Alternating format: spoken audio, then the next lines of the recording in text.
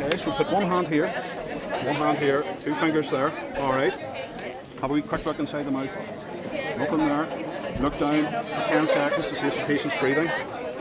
Okay, so you put your ear at the patient's mouth.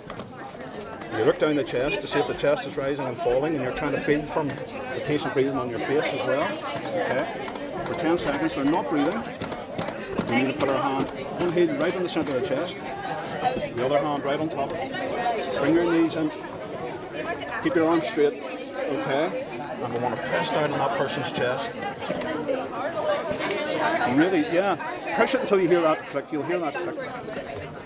You have to do it actually quite deep, don't you? Yeah. Okay.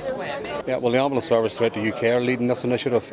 It's a European Resuscitation Council initiative to try and teach as many young people as possible hands-only CPR. So we believe there's a great fear out there about people getting involved in doing CPR because they're actually scared of hurting people.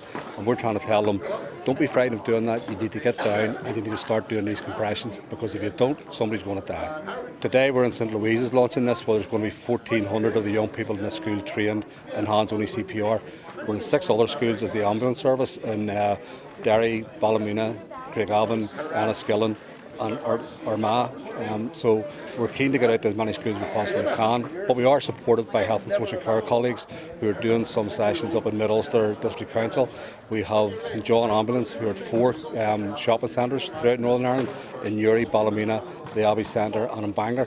So we'd encourage people, if they are about there, to try and get along, and just 10 minutes will teach them this life-saving skill. So British Heart Foundation, we want to build a nation of lifesavers, and we believe one of the most effective ways in doing that is by teaching every child at school to save a life by teaching them basic CPR skills.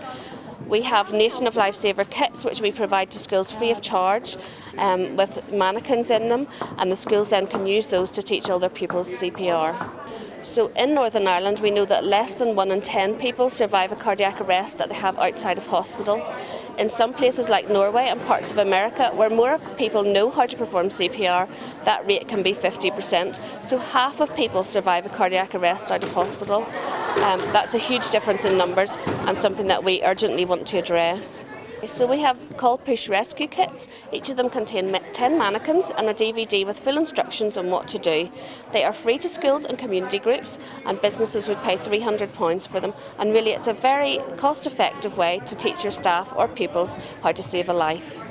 Well, we've always had very strong links with the Northern Ireland Ambulance Service, so when they approached us and asked us to launch this for across all schools, we were delighted. Now, we have already had teachers involved in the Heart Start programme, and we think it's very beneficial for the children. There are 1,400 people have cardiac arrest every year, and only 10% survive. If every child in our school has learned CPR, it'll potentially save the life of hopefully a lot of people. We've learned doctors, ABC, D, check for danger, R, check for response, A, open airways, B, check for breathing, and C, start CPR. I think very, very beneficial, because it's learning a skill that could potentially save a person's life.